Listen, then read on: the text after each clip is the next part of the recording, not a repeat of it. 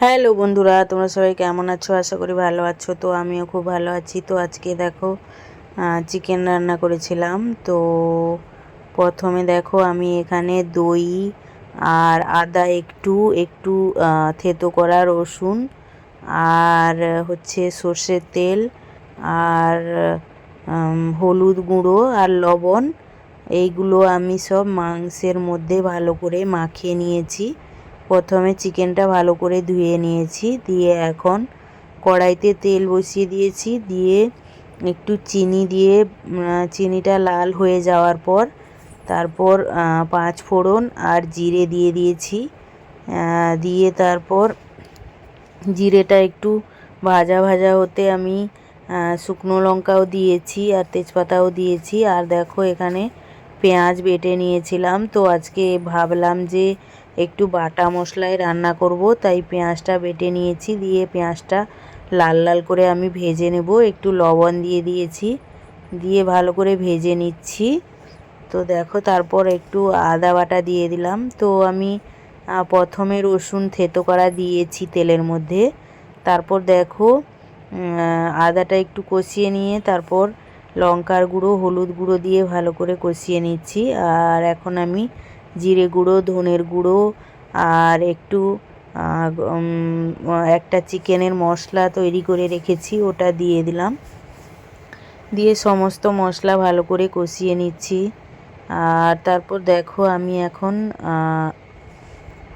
একটু জল দিয়ে ভালো করে আবারও কষিয়ে নিচ্ছি, যাতে মশলাটা পুড়ে না যায়। তো ভালো করে কষিয়ে নিচ্ছি মশলার সঙ্গে।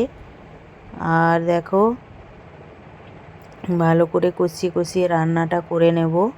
যতক্ষণ না তেলটা ছেড়ে আসছে ততক্ষণ আমি কষিয়ে নিচ্ছি ভালো করে। তো দেখো এবারে তেল ছেড়ে দিয়েছে আর মশলা মাখানো চিকেনটা আমি দিয়ে দিলাম।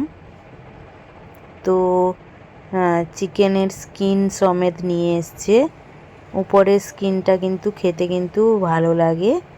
তো স্কিন সমেত নিয়ে এসছে। আর দেখো ঢাকনা দিয়ে রেখে দিয়েছিলাম, তো অনেকটা জল বেরিয়েছে। তো আমি ঢাকনা দিয়ে দিয়ে কষাতে থাকবো।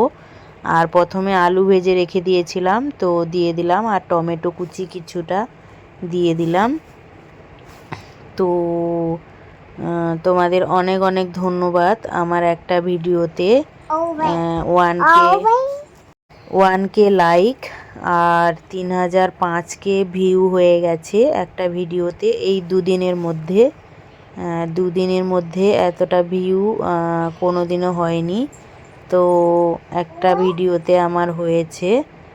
তো অনেক অনেক ধন্যবাদ সবাইকে, তো এত ভালোবাসা দেওয়ার জন্য। আর দেখো আমার চিকেনটা ঢাকনা দিয়ে দিয়ে আমি কষিয়ে নিচ্ছি। আর দেখো অনেকটা তেল ছেড়ে এসছে। আমি জল দিয়ে কষাবো না, আমাদের ঘরে বেশিরভাগ কষা কষা পছন্দ করে, তাই জন্য আমি আর জল দেব না। তো দেখো একটু কাসুরি মেথি দিয়ে দিলাম আর একটা এলাচ ফেলে দিয়েছি। তো এবার আমার রান্নাটা হয়ে গেছে। তো কেমন হলো কমেন্ট করে জানাবে। এই ছিল দুপুরবেলার মেনু। তো সবাই ভালো থাকবে, সুস্থ থাকবে, টাটা।